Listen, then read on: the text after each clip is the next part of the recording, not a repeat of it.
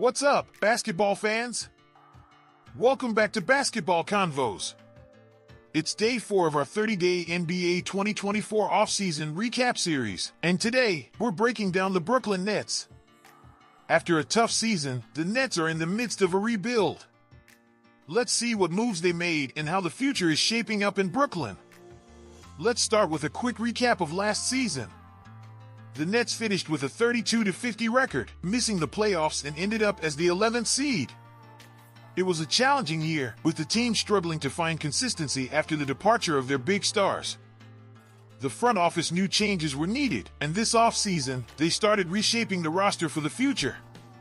Now, let's dive into the offseason moves. The biggest headline? The trade of Mikal Bridges to the Knicks.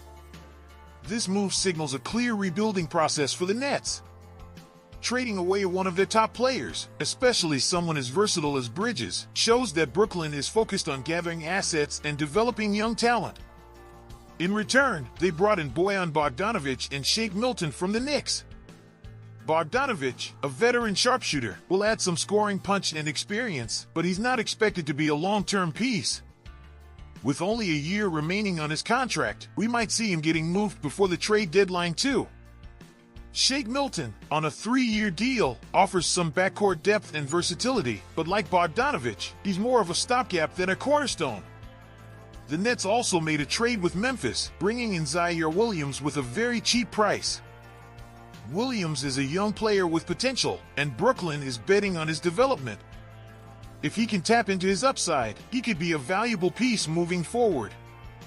One of the few holdovers from last season, Nicolas Claxton, re-signed on a 4-year, $100 million deal. Claxton has shown flashes of being a solid center in this league, particularly on the defensive end.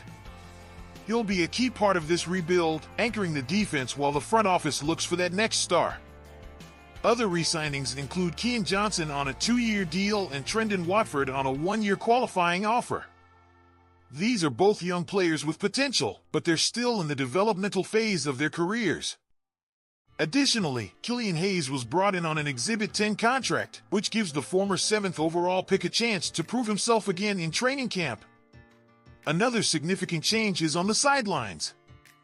Jordi takes over as head coach, a fresh face who will bring a new approach to the team. But let's be real, a new coach in a rebuilding situation usually needs time to adapt, and Fernandez will be no exception. His summer run with the Canadian Olympics team, who got locked out in the quarterfinals, didn't help either. Hopefully more focus now can be put on player development and establishing a new culture in Brooklyn.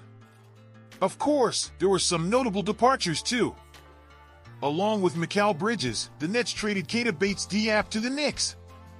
Lonnie Walker, Dennis Smith, and Jacob Gilyard all left in free agency or remain unsigned. These moves further indicate that the Nets are clearing the way for their younger players to step up.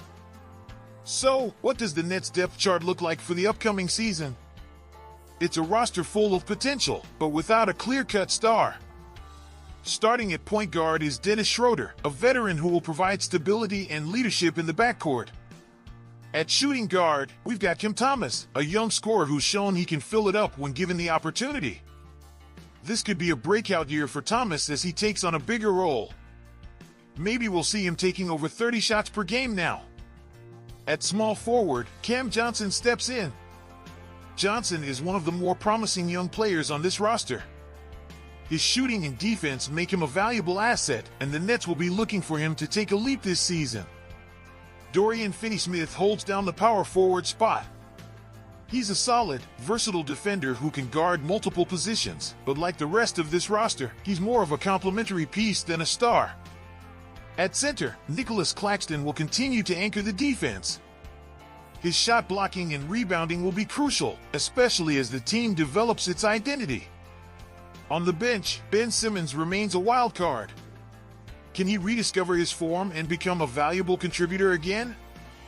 That's one of the biggest questions surrounding the Nets this season.